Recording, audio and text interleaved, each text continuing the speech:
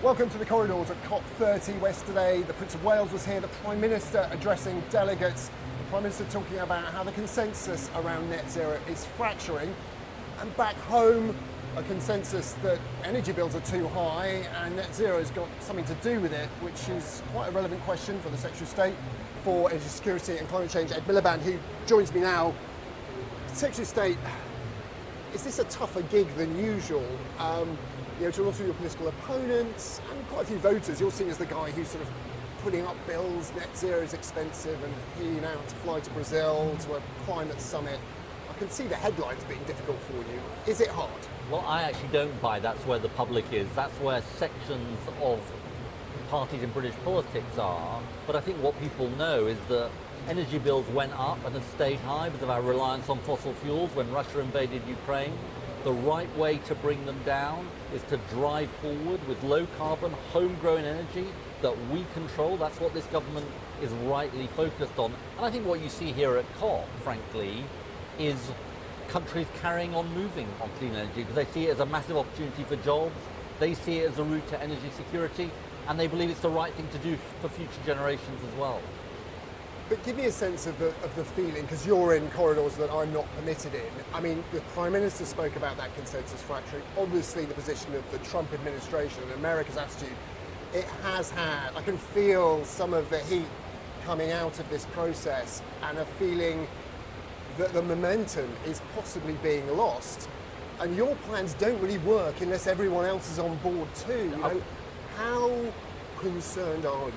Well, look, first of all, we're doing the right thing for Britain. 400,000 new clean energy jobs as a result of our plans by 2030. It's the right way to get bills down. But actually, we know that Britain has to work with other countries. We're only 1% of emissions. And it's really important to say to viewers at home, countries are acting. What I see, yes, the US is not on board, but right across the board, from Brazil to the European Union to China, countries are moving ahead. Why? Because they think it's in their interest. They think it's in their interest economically, and they think it's in their interest for future generations.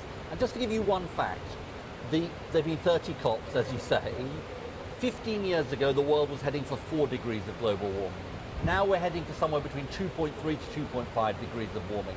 Now, it's not enough, but that is progress. And so I'm not going to succumb to the ideas of our opponents who basically want your viewers to despair. We shouldn't despair, we should act. But it is true that there are people even within your own party who are concerned about the short-term costs of some of the stuff you want to deliver. It is ambitious, and there are inflationary pressures and other things on the industry that if you get this wrong, you could lock consumers into higher bills in the short to medium term. Some people saying, yes, clean energy is important, and they're on side with you on this, but they said cheap energy is more important right now. How do you manage to square that? Honestly, the way to lock consumers into higher bills is reliance on fossil fuels. And the reason is simple, and we saw that when Russia invaded Ukraine, which is prices go through the roof, geopolitics is unstable, and we don't control those prices, whether we get the gas from the North Sea or whether we import it. The right way forward is homegrown, clean power that we control. What is the cheapest power source we have at our disposal? Solar power. Solar, onshore wind, offshore wind, nuclear. This government is driving forward with all of those. That is the right thing to do to get bills down. We know we've got to get bills down, and we're determined to do so. Now, I have been hearing that the Prime Minister's willing to give up on 2030, zero carbon energy by 2030, move that target.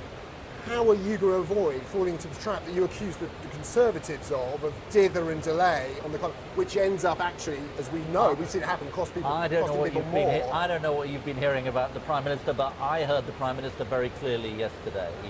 He said we're all in as a government on this. As he said very eloquently, I thought, and I think his presence, the Prince of Wales' presence, is important, an important signal. He said very eloquently, if we wait, if we hang back, if we delay, it will end up with consumers paying more. We'll lose the jobs opportunity in nuclear and offshore wind and carbon capture that we have.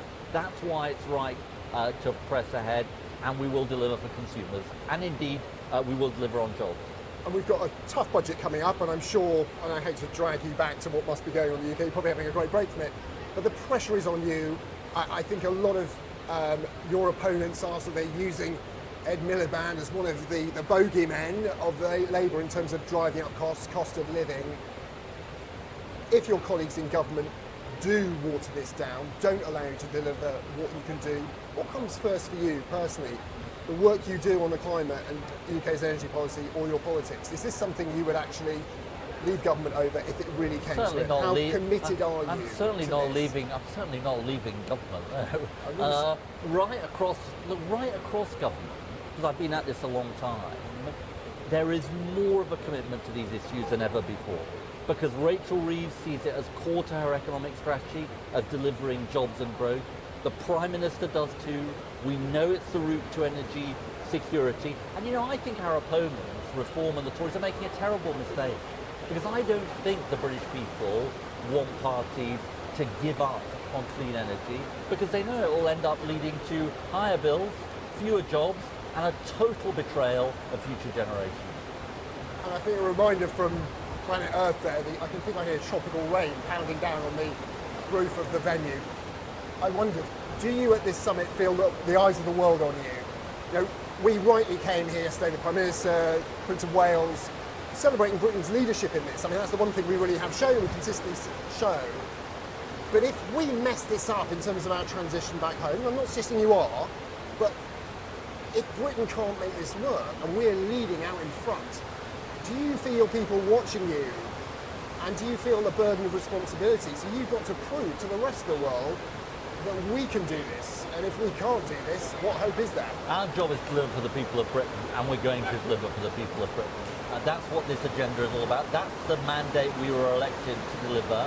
And for viewers back home, we know what we've got to deliver, which is to deliver lower bills for people, and the way to do that is through homegrown clean power, to deliver those good jobs that you're seeing around the country, whether it's manufacturing wind turbines in Hull, or nuclear power stations at Sizewell, or a new cable factory in Scotland. You're seeing this springing up across the country, and crucially, delivering for young people. Because, you know, those people who say, stop the world, we want to get off. Let's just stick our heads in the sand and not worry about climate change. They are totally betraying and deserting the young people across our country who say, look, we're going to have to live with this much longer than you people are going to have to live with this. Deliver for us, and we're determined to do so. Social State, thanks very much. Thanks for listening to us.